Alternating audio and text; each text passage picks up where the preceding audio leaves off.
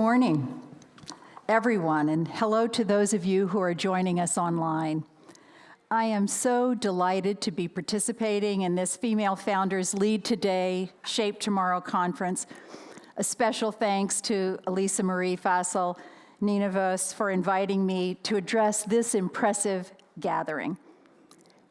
I am a passionate advocate for diversity and inclusion in all facets of our lives. Business, entrepreneurship, diplomacy. I'm proud to say that a commitment to diversity and inclusion is also a hallmark of the Biden-Harris administration, starting at the top. Vice President Kamala Harris is the first female vice president of the United States, and she is also the first African-American woman and Asian-American woman to achieve such a high office. And when women achieve high office or business success, we help pave the way for future generations of women and girls to follow in our footsteps. There is a public service announcement that I heard recently when I was back in the United States, and I think it says it all. If you can see her, you can be her. I understand the power of those words from my own life. When I was in college in the 1970s, yes, do the math, and making decisions about my future career, the women's liberation movement was in full swing in the United States. I thought I could do absolutely anything. But then I realized that I hadn't thought about absolutely everything. I never thought that I could be anything other than what my limited experience told me. As I came to learn, I never thought of being a lawyer. Why not? My dad was a lawyer. I knew a lot of lawyers, but none of them were women. I couldn't see her, so I didn't know that I could be her. It took a male professor of 18th century British literature to open my eyes. And did he ever? Are you willing to bask in the reflected light of some man's glory for the rest of your life, he asked me. He told me the story of Carla Hills, a female lawyer who had just been appointed by the President of the United States to be in his cabinet as Housing and Urban Development Secretary. At that time, in the mid-1970s, Carla Hills was only the fourth woman in U.S. history to serve in a presidential cabinet. My professor challenged me.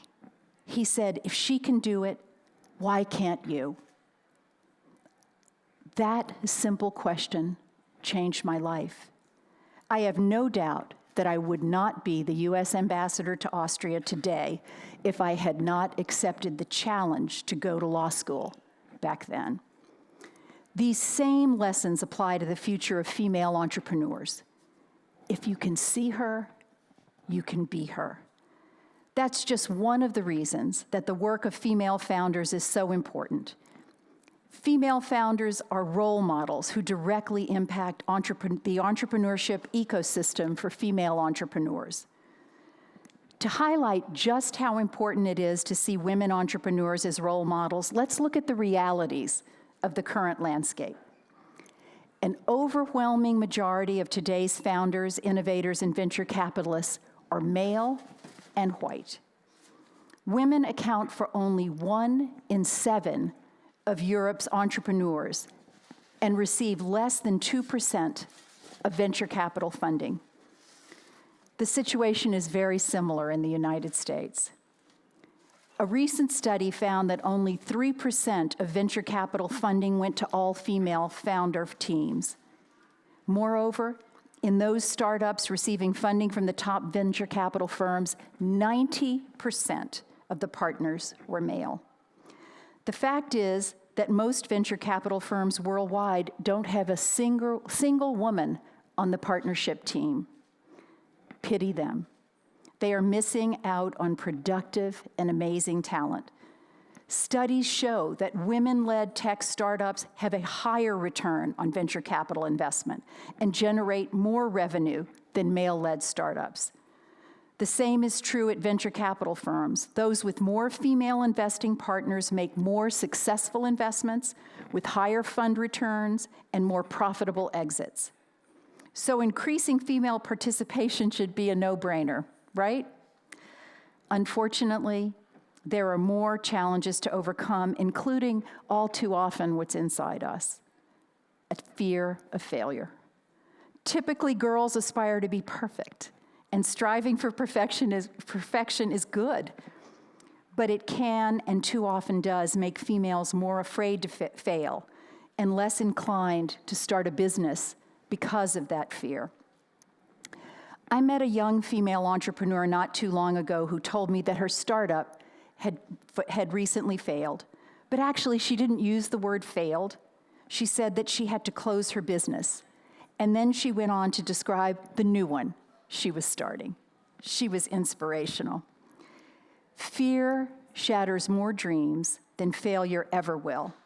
We need to work together to instill the value in women and girls that failure can make us stronger and more successful. A recent OECD study concluded that if women founded startups at the same rate as men, we would have over 25 million more entrepreneurs in the OECD countries alone. Think about the difference all that talent, your talent, can make in the world. I know that creating a more inclusive entrepreneurship ecosystem is no easy task, and that no single measure will get us there. That's why it's important that we come together for events like this, where we can exchange ideas, build networks, raise visibility, and hopefully inspire some of those 25 million missing female entrepreneurs to bring their great ideas to fruition. You can count on my wholehearted support for this endeavor. Indeed, at the U.S. Embassy here in Vienna, we are specifically targeting female-led entrepreneurs for two of our most important programs for startups, Austria to Austin and the Select USA Tech Investment Summit. Austria to Austin is our student startup exchange program that sponsors Austrian students between the ages of 18 and 28 for an immersive experience in the U.S. startup and entrepreneurship scene in Austin, Texas. This year, we are pleased to have another class of 20 dynamic entrepreneurs from Austria, 50% of whom are women. We also have a program called Select Global Women in Tech, which is a mentorship program launched in 2021 by U.S. Secretary of Commerce Gina Raimondo to help international female founders overcome the unique challenges they face in fundraising, scaling, and promoting their businesses in the United States. We're especially pleased to be collaborating with female founders on this program. It's a major step towards strengthening transatlantic cooperation to drive inclusive innovation. Also, just last month, Secretary Raimondo launched another program called Empower Her, a joint initiative with the American Chambers of Commerce in Europe to promote and empower women's advancement in international trade. We look forward to bringing that program to Austria as well.